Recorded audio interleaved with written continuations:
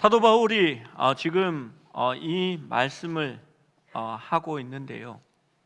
그냥 하는 말이 아닙니다. 여러분, 이제 처체해진 믿음의 영웅이 감옥에 갇혀 있습니다.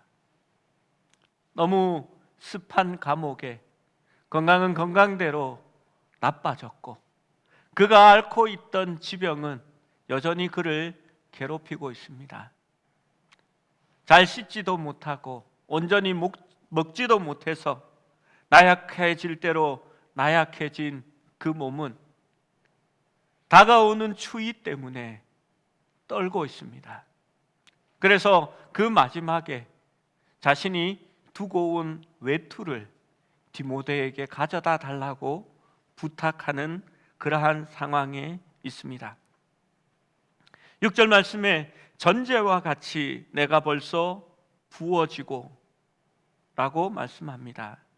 여러분, 전제는 무엇이냐 하면요, 구약시대의 제사의 일종인데 어린 양 위에 포도주를 붓는 그러한 제사를 말하는 겁니다. 전제와 같이 부어진다라는 것이 자신이 전제와 같이 부어진다라는 것이 무슨 의미일까요? 빌립보서 2장 17절 말씀을 보면 이렇게 말씀합니다. 만일 너의 믿음의 제물과 섬김 위에 내가 나를 전제로 드릴지라도 나는 기뻐하고 너희 무리와 함께 기뻐하리니 라고 말합니다. 여러분, 너희의 믿음의 제물과 그 섬김 위에 나를 전제로 붓는다라고 말합니다. 여러분, 그 믿음과 섬김 위에 포도주를 들이붓는데 그 포도주가 자기 자신이라고 말하고 있습니다. 그리스도를 위하여 지금껏 자신의 피와 땀을 기쁜 마음으로 부었다라는 겁니다. 최선을 다해서 자신의 모든 것을 쏟아부었고, 이제 그는 초췌해진 모습으로 지금 로마의 감옥에 갇혀 있습니다. 바울은 자신의 삶이 이제 끝을 향하여 가고 있다라는 것을 알고 있습니다. 그는 석방되지 않을 겁니다. 그리고 그는 사형 선고를 받고 목배임을 당해 순교합니다. 그는 엄청난 투쟁의 삶을 살았습니다. 싸움을 치렀습니다. 그리고 길고 어렵고 외로웠던 길을 달려 이제 마지막 결성선 앞에 다다른 것입니다.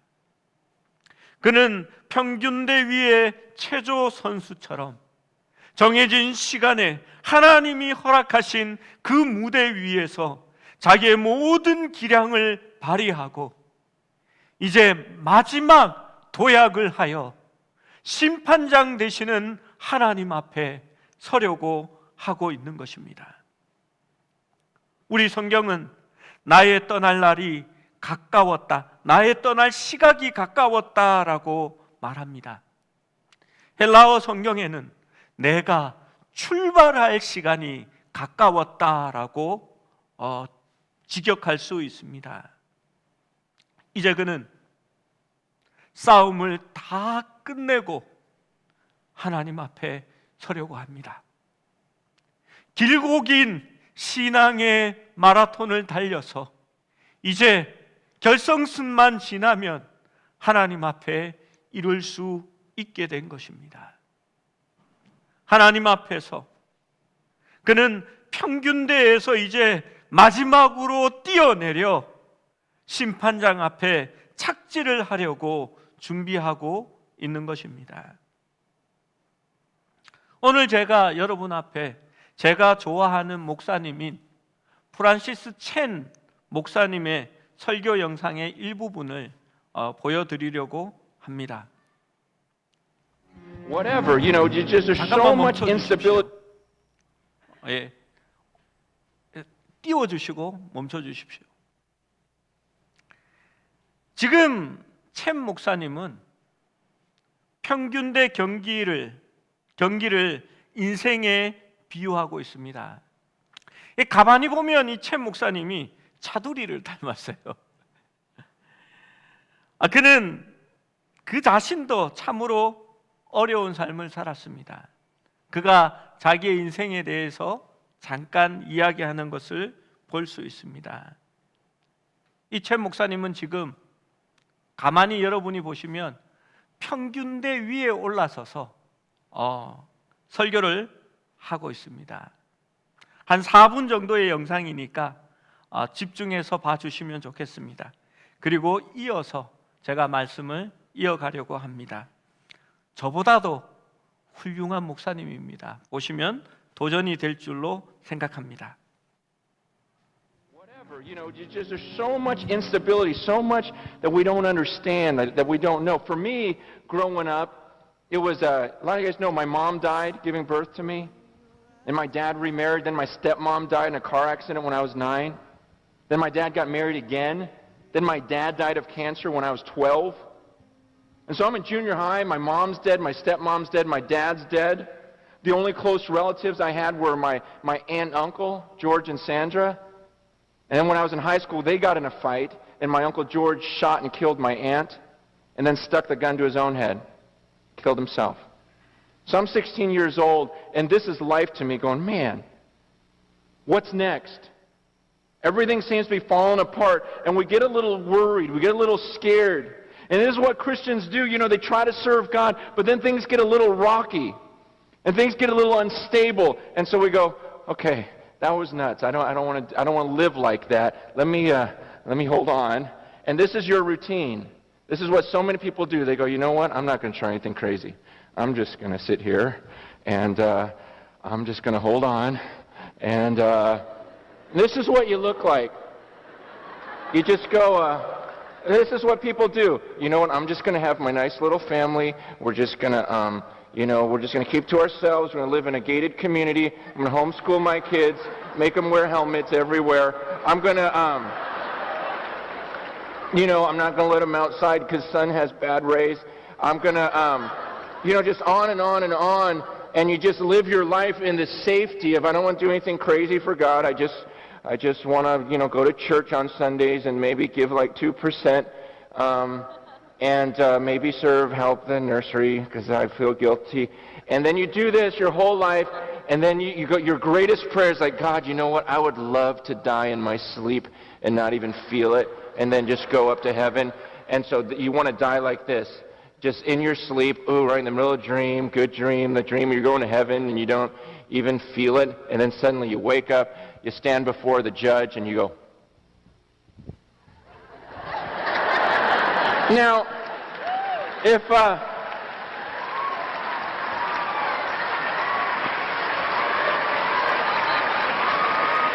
could you imagine watching the Olympics, and some girl does that, just gets up there, starts straddling the thing, and then steps off and goes, what is the judge supposed to do on the card? You see, and to me, I go, man, that's the routine that so many Christians are headed for. That's the routine, the boring, I do nothing crazy because I don't want to fall. That's the routine that they're going to live, and then one day it's going to be a shock because they're going to step off that balance beam and realize they're standing before the judge. They're standing before the judge, and you think he's going to look at that routine and go, wow, well done. Well done. You lived the safest life possible. You didn't slip. You didn't fall. See, that's not the life that God's called us to. That's where the majority will head. But I don't want to go where the majority goes. 뒤쪽에서 글자가 잘 안 보였죠? 잘 보였습니까? 눈이 좋으십니다. 여러분 어떻습니까? 우리는 인생을 살아갑니다. 하나님께서 우리에게 주신 그 시간을 말입니다. 그리고 그 인생은 언젠가 끝이 날 겁니다. 그리고 우리도 하나님 앞에서 할 겁니다. 마치 체조 선수가 모든 일을 다 마치고 마지막 도약을 해서 심판장 앞에 설 때처럼 말입니다. 그러면 우리의 심판장 되시는 하나님께서는 우리의 인생에 점수를 매기실 것입니다. 여러분, 인생이란 경기는 무엇을 얼마나 가졌는지로 평가하지 않습니다. 얼마나 큰 권력의 자리에 있었는가로 평가하지 않습니다. 얼마나 높은 자리에 올라갔고 얼마나 좋은 집에 좋은 차를 타고 좋은 음식을 먹었느냐가 중요하지 않습니다. 우리의 인생의 마지막 면류관을 따는 데에는 그것들은 아무런 역할도 하지 못합니다. 그런 것들은 점수에도 들어가지 않습니다. 오늘 성경 말씀은 우리에게 말합니다. 너희가 믿음을 어떻게 지켰느냐가 너희를 평가하는 기준이다라고 말합니다. 그렇습니다. 우리의 믿음으로 그것을 평가할 것입니다. 여러분, 우리의 삶의 작은 결단, 선택의 모든 과정에서 믿음은 관여합니다. 믿음의 주여 온전케 하시는 예수를 바라보라. 그 예수를 바라보면서 믿음을 가졌느냐, 믿음을 지켰느냐가 바로 우리의 싸움이고 우리의 달려갈 경주라는 것입니다. 여러분, 믿음을 지키는 것을 왜 싸움이라고 했을까요? 우리의 싸움은 혈과 육의 것이 아니요 라고 말합니다. 여러분, 영어 성경에 보면 레슬링이라는 단어를 씁니다. 고대의 레슬링은 격투기입니다. 한 사람이 죽어나갈 때까지 처참하게 싸우는 것이 바로 그 싸움입니다. 믿음은 싸움이라고 말합니다. 사도 바울은 그의 인생을 통하여 실제 그러한 싸움을 싸워왔습니다. 그리고 이제 그 싸움을 마치려 하고 있는 겁니다. 사도 바울은 끝까지 달렸습니다. 오로지 주를 바라보면서 그 길을 달릴 수 있었습니다. 여러분, 왜 주를 바라보아야 할까요? 주위를 바라보면 마음이 뺏기고 나의 걸음을 멈추게 하는 너무나 좋은 것이 많이 있기 때문입니다. 그래서 우리의 시선을 주님께 두지 않으면 우리는 딴 길로 가거나 그 경주를 멈추기가 쉽기 때문입니다. 여러분, 마태복음 25장에 보면 악하고 게으른 종이 있습니다. 그는 선한 싸움을 하지도 않았고 믿음의 경주를 달려나가지 않았습니다. 그는 기발한 생각을 합니다. 주인이 주신 모든 것들을 땅에 묻어두고 아무것도 하지 않습니다. 그는 챔 목사님이 흉내낸 것처럼 평균대 위에서 최대한 안전하게 엎드려 매달렸습니다. 아무것도 하지 않고 아무것도 시도하지 않으면 하나님께서 주신 시간과 달란트를 허비하고 낭비하며 그냥 날려버리고 있는 것입니다. 그것은 믿음의 삶이 아닙니다. 오늘 여러분, 이 송구 영신 예배에 오셔서 듣기에 좋은 코팅된 말씀, 축복의 말씀들을 뽑기를 하고 받아가기를 원하시는 분도 있을 겁니다.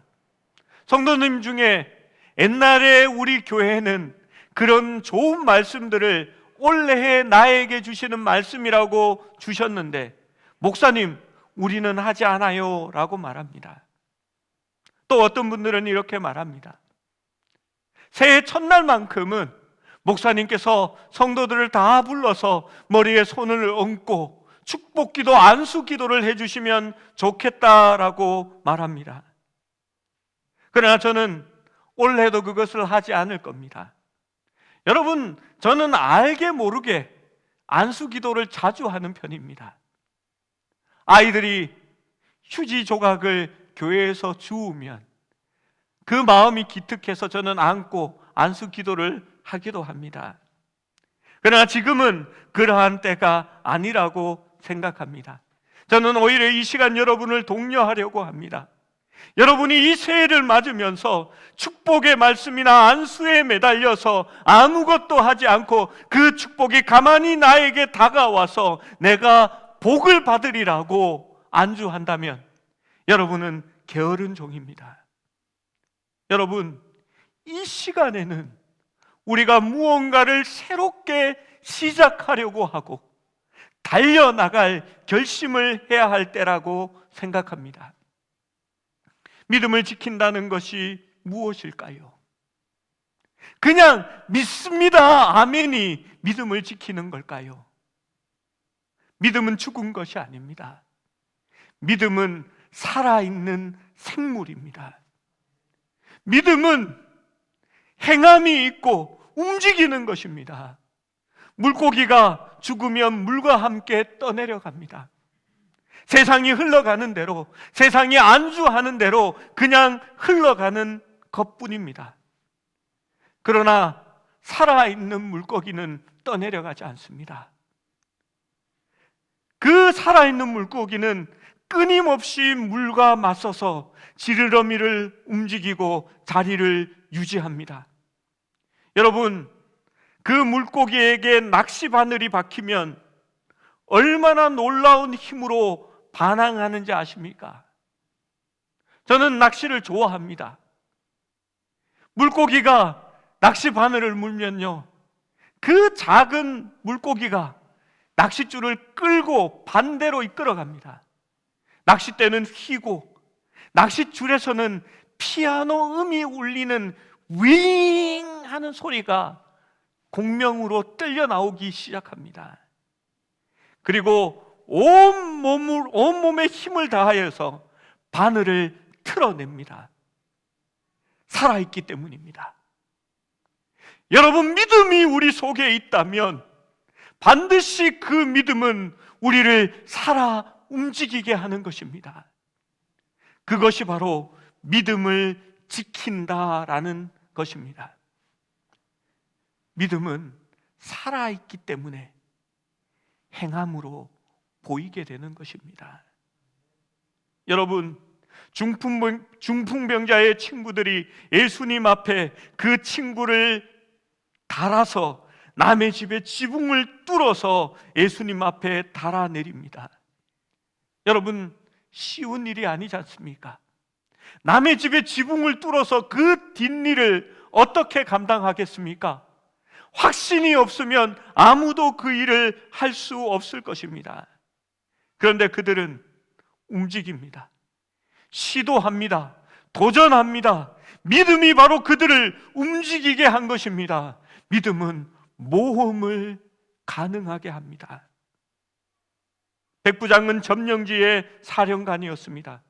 그의 종이 중풍에 들어 움직이지 못할 때에 그는 종이 낫기를 위해서 예수님께 찾아옵니다.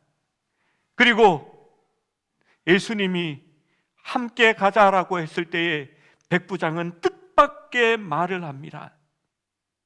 나도 남의 수하에 있는 사람이라. 내가 내 밑에 있는 사람에게 가라 하면 가고 오라 하면 옵니다. 주님이 말씀만 하시면 그대로 될 것입니다 라고 말합니다.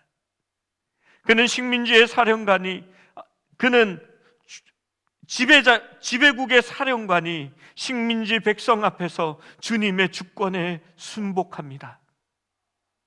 믿음은 움직이는 겁니다. 믿음은 살아있기 때문입니다. 그리고 예수님 앞에 가서 부탁을 하는 겁니다. 혈우병에 걸린 여인이 있었습니다. 그 여인은 부정한 여인입니다. 사람들이 있는 곳에 다가갈 수 없습니다. 그녀가 다가갈 때마다 사람들이 있으면 나는 부정하다, 나는 부정하다라고 외쳐야 했습니다. 그녀의 믿음은 그녀를 움직입니다. 그는 몰래 예수님 앞으로 다가갑니다. 많은 사람들이 서로 애워싸고 밀칠 때에 그는 예수님의 뒤로 가서 예수님의 옷자락을 만집니다. 그리고 그녀의 믿음은 그녀를 낫게 합니다. 예수님께서 누가 내 옷자락을 만졌다라고 말합니다. 그때 여인은 용기를 내어 예수님 앞에 자기의 모든 것을 고백합니다. 그녀는 안주하지 않았습니다. 그 사실이 드러나면 돌에 맞아 죽을 수도 있지만 그녀의 믿음은 그녀를 움직이게 한 것입니다. 여러분, 삭개오를 생각해 보십시오. 그가 예수를 만나기 위하여 모든 체면을 던지고 뽕나무 위에 올라갔습니다. 그리고 예수님을 만날 수 있었습니다. 예수님이 그를 부르실 때에 그는 내려갔고 주님 앞에서 자신의 죄를 회개하고 자신이 착복한 것을 몇 배나 내어놓을 수 있었습니다. 무엇 때문입니까? 살아있는 믿음이 그를 움직이게 한 것입니다. 여러분, 이세벨의 고향 페네키아에서 온 귀신 들린 딸을 둔 이방 여인을 기억하십니까? 그 어미는 주인의 상에서 떨어지는 은혜라도 먹기 위하여 예수님 앞에 엎드렸습니다. 예수님은 말합니다. 자식에게 줄 떡을 취하여 개에게 던짐이 마땅치 않다라고 말합니다. 여러분, 실망하고 낭망할 수 있습니다. 그러나 믿음은 반응합니다.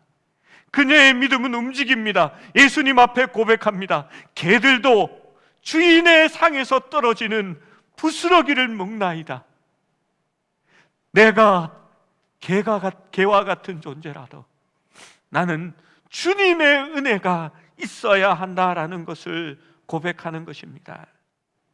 여러분, 믿음을 지키기 원하는 자들은 주님께 더 가까이 나아가기 위해 움직이고 도전하며 통념과 상식을 뛰어넘을 수 있었던 사람입니다. 그들은 그렇게 믿음을 지킬 수 있었던 것입니다.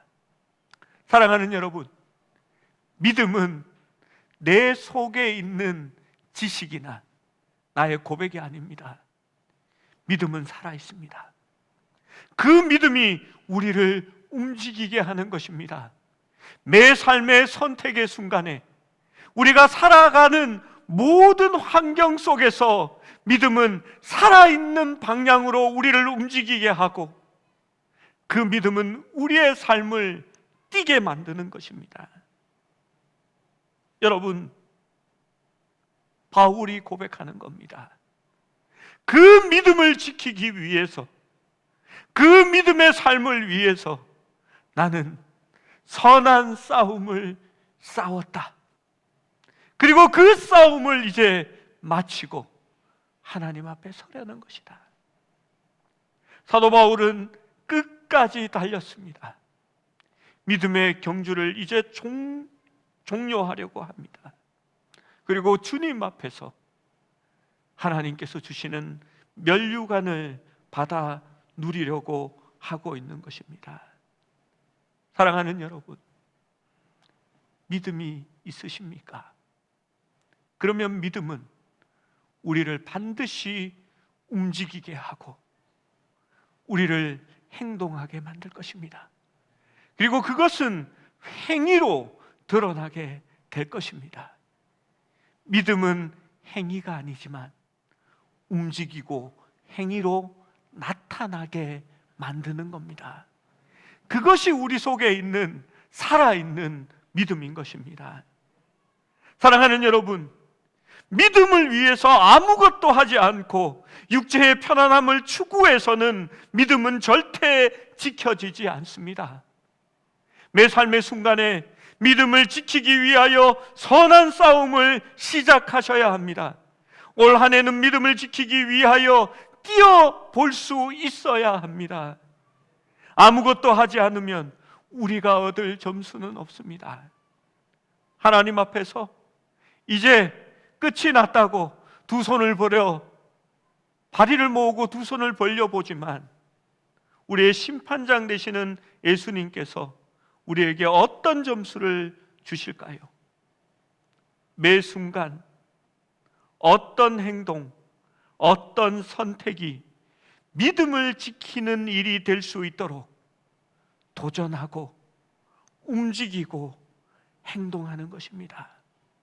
그러면 우리도 하나님 앞에서 마지막 때에 의로운 재판관 앞에서 잘했다, 착하고 충성된 종아라고 하는 칭찬을 들을 수 있을 줄로 믿습니다. 여러분, 어려운 환경 가운데 있습니다. 움직이기가 쉽지 않습니다. 더 나약해지고 편안함과 안전함을 추구하는 그런 한 해가 되어가고 있습니다. 그러나 기억하십시오. 살아있는 믿음은 환경을 거스르며 맞서 움직이는 것입니다. 그래서 우리는 의로운 재판관 앞에서 잘했다, 충성된 종아, 내가 너에게 10점 만점에 10점을 주겠다라는 그러한 소리를 들을 수 있는 한 해가 되기를 원합니다. 사랑하는 여러분, 움직여 봅시다. 멈춰 있지 마시고 달려나가 봅시다. 그러면 생명의 멸류관이 우리의 눈앞에 보여질 것입니다. 그리고 최선을 다해 격려하며 함께 뛰어나갈 수 있는 한 해가 될 수 있기를 주님의 이름으로 축원합니다.